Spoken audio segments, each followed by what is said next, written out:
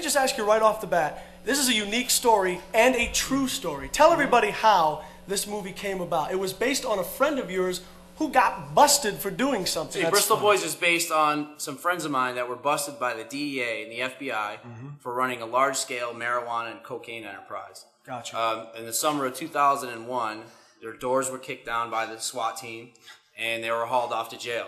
And at that point, I had known what they were up to, you know, but I couldn't go and write a true story movie based on crimes that they hadn't been busted for yet. Right. So at that point, it was like a release for me, and I was able to tell their story, which is like I tell like a small town Goodfellas. Very interesting. Talk about how the film basically came about. Once, of course, you had the idea, the script was beginning to, obviously go into its infancy stages. How did you put everything together? Because I'm sure a lot of folks out there are very curious. How do I do a feature film like Bristol Boys? It happens because of what? What did you need to do? I developed the script in a couple of screenwriting groups, workshops, and then I applied for a grant from Panasonic, who gave me the cameras. And once I had the free cameras, that was worth like $25,000 or something. So I put a business plan together with telling investors, look, we got free camera equipment we don't have to pay for. I raised $115,000 in cash. Wow. And then a friend of mine owns like half of the city of Springfield, Massachusetts, which was very helpful. He owns like 6 strip clubs, 23 bars and restaurants. There's money in strip clubs, my friend. Yes, basically, that was the deal maker for the movie. He gave us the motel where we put the actors and crew. He catered from all of his restaurants. And, of course, the actors had free access to the strip club. Which is important. And the strippers. So. Take care of your crew. They were happy. Is very, very, I'm sure they were. Absolutely. Now, this film, Bristol Boys, it has not only national distribution, but global as well. Talk about how that came about. When I did my first film, King Midas, back in 1999, I hooked up with an entertainment attorney in Los Angeles. I met him at a film market, which is where I would suggest any independent filmmaker to go and meet people to sell their movie.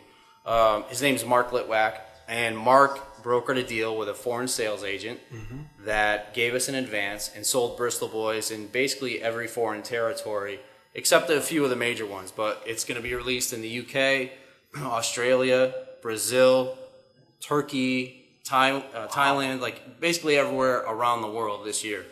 And talk about some of the places that it is available at right now. Right now, you can get Bristol Boys at Blockbuster, Netflix, Target, Circuit City, Best Buy, and FYE stores. There's a chain of them here in New England.